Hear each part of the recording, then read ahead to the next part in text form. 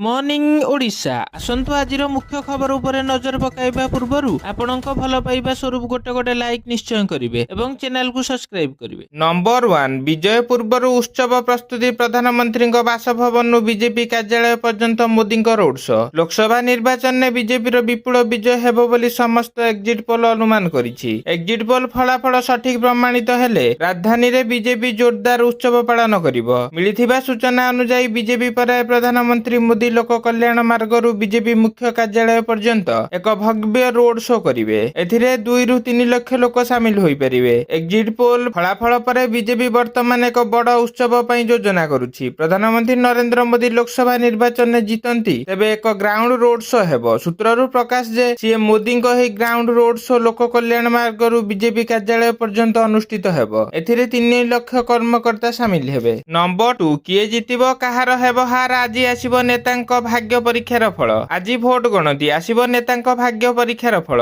या पूर्वरु राज्य रे 69 स्थान रे स्ट्रांग रूम रे कड़ा सुरक्षा रे रहिछि ईवीएम और ईवीपैट। स्ट्रांग रूम चारिपटे 30 स्तरीय सुरक्षा व्यवस्था करा जाइछि। एथिसह सीसीटीवी सर्वेलांस अधीन रे रहिछि स्ट्रांग रूम। स्ट्रांग रूम बाहरे दिन राति पैंतरा मारुछंती पुलिस। भुवनेश्वर बीजेपी कॉलेज रे होइथिबा स्ट्रांग रूम रे कड़ा सुरक्षा बलय भितरे रहिछि ईवीएम। उभय सीएपीएफ और स्टेट आर्म्ड पुलिस सह कमिशनरेट पुलिस स्ट्रांग रूम दायित्व रे रहिछंती। नंबर 3 मोदी पुणी थरे क्षमता को फेरिले भारत चीन हेबनी लड़ई शी जिनपिंग मुखपात्र प्रकाश। लोकसभा निर्वाचन अधिकांश एक्जिट पोल रे प्रधानमंत्री नरेंद्र मोदी सरकार पुणी थरे क्षमता को फेरिबा पूर्वानुमान करिसंती। जदि एक्जिट पोल को विश्वास करा जाय तबे तृतीय थर पई भारत रे मोदी सरकार क्षमता को आसीबार समस्त संभावना रहिछि। अनेक एक्जिट पोल रे बीजेपी रो स्लोगान 400 पार उपरे गुरुत्वारोप करा जायछि। सेपटे लोकसभा निर्वाचन में बीजेपी रो विजय हेबार संभावना को मध्य चीन तीक्ष्ण नजर रखिछि। चीन राष्ट्रपति शी जिनपिंग मुखपात्र ग्लोबल टाइम्स जदि नरेंद्र मोदी पुणी थरे प्रधानमंत्री हुअन्ति तेबे भारत चीन बंधुत्वर संभावना प्रकाश करिसंती। भारत चीन मध्य आउ लड़ई हेबनी बोली एथिरे प्रकाश पाइछि। नंबर 4 मतदान रे ऐतिहासिक रेकर्ड कला भारत कहले निर्वाचन आयोग। आज लोकसभा निर्वाचन 7टी पर्याय भोट शेष हेबा परे भोट गणना आरंभ हेबाकु जाउछि। एथिपई समस्त प्रस्तुति भी शेष होई सारिछि। निर्वाचन फलाफल घोषणार गोटिए दिन पूर्व निर्वाचन आयोग एक सांबादिक सम्मिलन करी भारत रे होइतिबा मतदान विषय आलोचना करथिले। एही सांबादिक सम्मिलन ने मुख्य निर्वाचन कमिशनर राजीव कुमार भोटर को अभिवादन जणाई कहिसंती चलित थर भारत रे 64.2 कोटी लोक भोट देइछंती। आज पर्यंत एते परिमाण रे वोटिंग विश्वर कोनोसी स्थान रे घटी नाही। आमे 64.2 कोटी भोटर मतदान को नै विश्व रेकर्ड सृष्टि करिछु। नंबर 5 महंगा पड़िला पाक पई गुप्तचरगिरी। पाकिस्तान गोइंदा संस्था आईएसआई पई गुप्तचर काम करुथुबा अभियोग रे नागपुर जिला अदालत ब्रह्मोस एरोस्पेस प्राइवेट लिमिटेड रो पूर्वतन इंजीनियर निशांत अग्रवाल को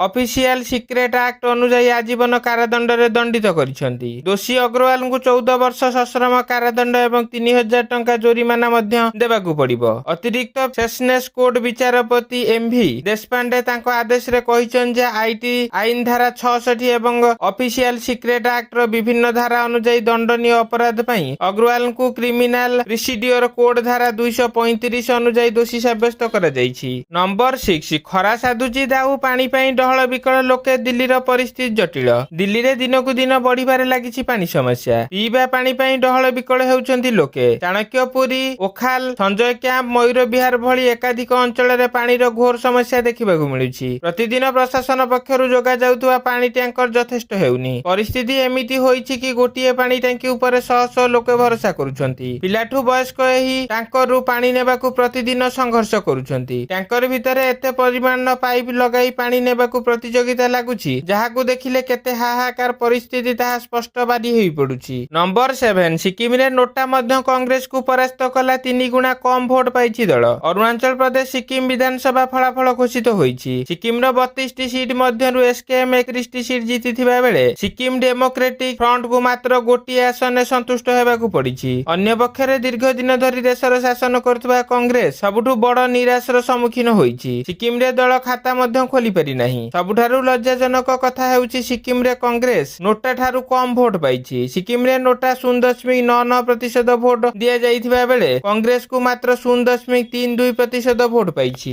नंबर 8 भांगिला ओडिशा विधानसभा विज्ञप्ति प्रकाश कला संसदीय व्यापार विभाग। ओडिशा विधानसभा भंग करिसेंती राज्यपाल रघुवर दास। विधानसभा ବିଧାନସଭା ନିର୍ବାଚନ ଫଳାଫଳ ଆସିବାର ଗୋଟିଏ ଦିନ ପୂର୍ବରୁ ବିଧାନସଭା ଭଙ୍ଗ କଲେ ରାଜ୍ୟପାଳ। ଏନେଇ ସଂସଦୀୟ ବ୍ୟାପାର ବିଭାଗ ପକ୍ଷରୁ ଏକ ବିଜ୍ଞପ୍ତି ପ୍ରକାଶ ପାଇଛି। ବିଧାନସଭା ଭଙ୍ଗ ନେଇ ରାଜ୍ୟ କ୍ୟାବିନେଟ ମଧ୍ୟ ସୁପାରିଶ କରିଥିଲା। ମୁଖ୍ୟମନ୍ତ୍ରୀ ନବୀନ ପଟ୍ଟନାୟକଙ୍କ ଅଧ୍ୟକ୍ଷତାରେ କ୍ୟାବିନେଟର ଶେଷ ବୈଠକ ଆରମ୍ଭ ହୋଇଥିଲା। ମୁଖ୍ୟମନ୍ତ୍ରୀ ଏହି ବୈଠକରେ ଭର୍ଚୁଆଲ ମୋଡରେ ଯୋଗ ଦେଇଥିଲେ। ରାଜ୍ୟ କ୍ୟାବିନେଟ ନିଷ୍ପତ୍ତି କ୍ରମେ ବିଧାନସଭା ଭଙ୍ଗ ପାଇଁ ରାଜ୍ୟପାଳଙ୍କୁ ସୁପାରିଶ କରାଯାଇଥିଲା। ଜୁନ 4 ତାରିଖ ମଙ୍ଗଳବାର ଲୋକସଭା ଓ ବିଧାନସଭା 2024ର ରେଜଲ୍ଟ ଆସିବ। ନମ୍ବର 9 କୋହଲି ରୋହିତ ସୂର୍ଯ୍ୟ ଦଳକୁ ଅକ୍ଷମ କରିଦେଉଛନ୍ତି କହିଲେ ଇରଫାନ ପଠାନ। କୋହଲି ରୋହିତ ସୂର୍ଯ୍ୟ ଦଳକୁ ଅକ୍ଷମ କରିଦେଉଛନ୍ତି। ଭାରତୀୟ ଦଳ ଏବେ ଟି20 ବିଶ୍ୱକପ୍ ମ୍ୟାଚ୍ ଖେଳିବାକୁ ପ୍ରସ୍ତୁତ ହେଉଥିବା ବେଳେ ଏଭଳି କହିଛନ୍ତି ବରିଷ୍ଠ କ୍ରିକେଟର ଇରଫାନ ପଠାନ। ଅନେକ ପୂର୍ବତନ କ୍ରିକେଟର ପ୍ଲେଇଂ 11କୁ ନେଇ ପ୍ରଶ୍ନ କରିସାରିଥିବା ବେଳେ ଏବେ ବଡ ବଡ ଖେଳାଳି ଭାରତର ପ୍ଲେଇଂ 11କୁ ଅକ୍ଷମ କରିଦେଇଥିବା କହିଛନ୍ତି ଇରଫାନ। ତାଙ୍କ କହିବା ମୁତାବକ